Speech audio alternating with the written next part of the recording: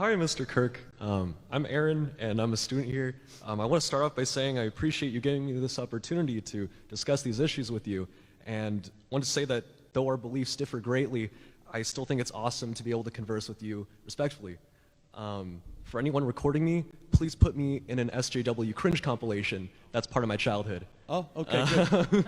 I think we can arrange that. But here's what I want to ask you about. Trans youth experience extremely high suicide rates, and trans youth who transition, receive hormone therapy or surgery have significantly decreased rates of suicide, according to studies by Turbin et al. And Almazan Karoglian et al. In fact, this effect becomes stronger the earlier they receive the surgery or hormone therapy, according to those same studies.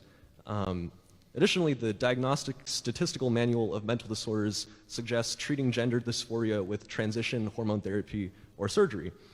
So I guess just from a purely practical standpoint, regardless of political belief or what you think about trans people, wouldn't it be a good thing to allow access to these surgeries, just sort of empirically?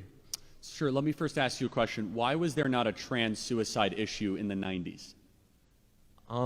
Are you sure that there wasn't? It's very possible that the publicization and destigmatization of transgenderism now is making it so that people who might have committed suicide before, yeah. So the one thing we can agree on is people need help, right? I think the best way to help somebody that's suffering under a delusion is cognitive-based therapy and non-chemical, non-pharmacological interventions. You'd probably agree to be able to have counseling therapy. For example, if a girl's 11 years old and she's experiencing puberty or her father's not around and she might think she's a boy, wouldn't it be more loving to say, hey, let's go through some therapy to actually get you back into alignment with your biological reality, not put you on Lupron or chemical castration or irreversible surgical methods? That would probably be rational, right? I think that if it were possible to reduce these feelings by, I guess, cognitive behavioral therapy and things like that, I would definitely think that would be great.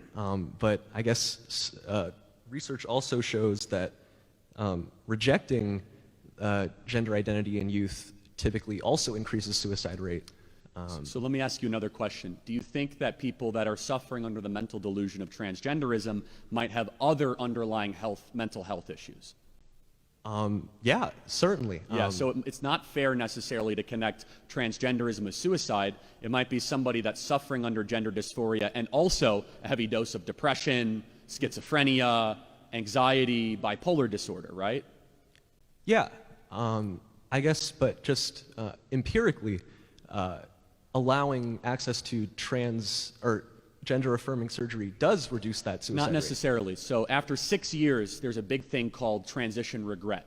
We know 35,000 young people that are now vocally saying they regret medically mutilating themselves. And there is no reverse switch on that.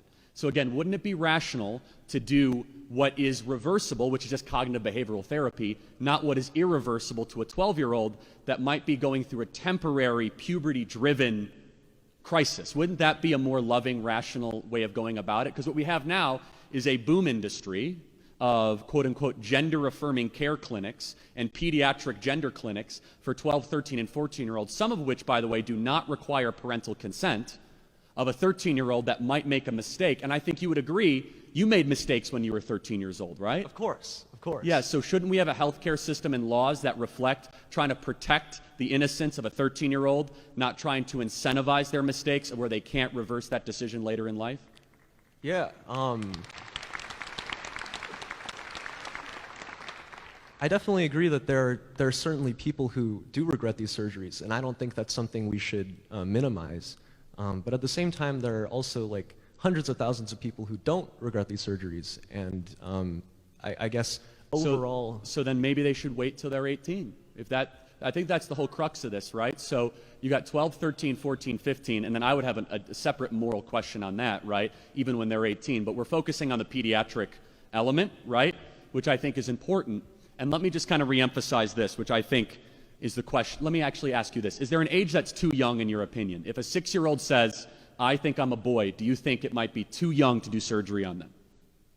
You know, I think it's important for me to admit that I don't really know, but I do think I appreciate the honesty. So, I- but you would probably say 6-year-old, ooh, too much, right? I honestly wouldn't know. I wouldn't say one or the other, but I would say that, I guess, over 18. How do we say? What do you Okay, so think? let's close every pediatric gender clinic in America and stop the chemical castration of our youth, which is exactly where we were 10 years ago. I think we found a lot of agreement, my friend. Oh, sorry. I think we found agreement. I don't really know either way on that one, but I guess But over 18. the crux of the debate in America today is focused on children. Teenagers make mistakes. Teenagers go through identity crises. Teenagers are susceptible to social contagions. Teenagers are susceptible to peer pressure or for other influences. And the laws and the culture should reflect, let's say, an atmosphere that respects the innocence of the child and says once you are of adulthood, you have certain agency and ability. I might disagree with that, but I don't want to live in a country where an 11-year-old might be misled by a gender psychiatrist, has their breast chopped off, and wants to have that reversed in 8 years. I don't think that is loving. I think that's cruel.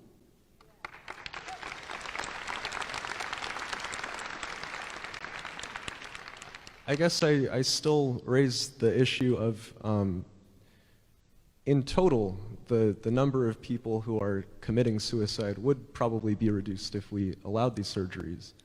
Not necessarily. So in the short term, yes. When you administer testosterone replacement therapy, you get a boost in self-esteem, you get a temporary boost in mental clarity, but that actually tapers after about 5 or 6 years, which is why you see the transitioner community increasing. I could see you're coming after this from a good place, but I want you to think about this in the days and the weeks, and all of you to think, how young is too young? I think that if you are in the teenage age, 12, 13, 14, and we're trying to say that we are so advanced, we're gonna prescribe Lupron, which was called too inhumane for rapists in prison, to young boys that effectively chemically castrate themselves. I think it is a rational moral argument to say, let's make sure we don't do something irreversible to somebody that might be preyed upon. I think that's rather fair and reasonable. Unfortunately, that's considered radical enough where you have Antifa show up.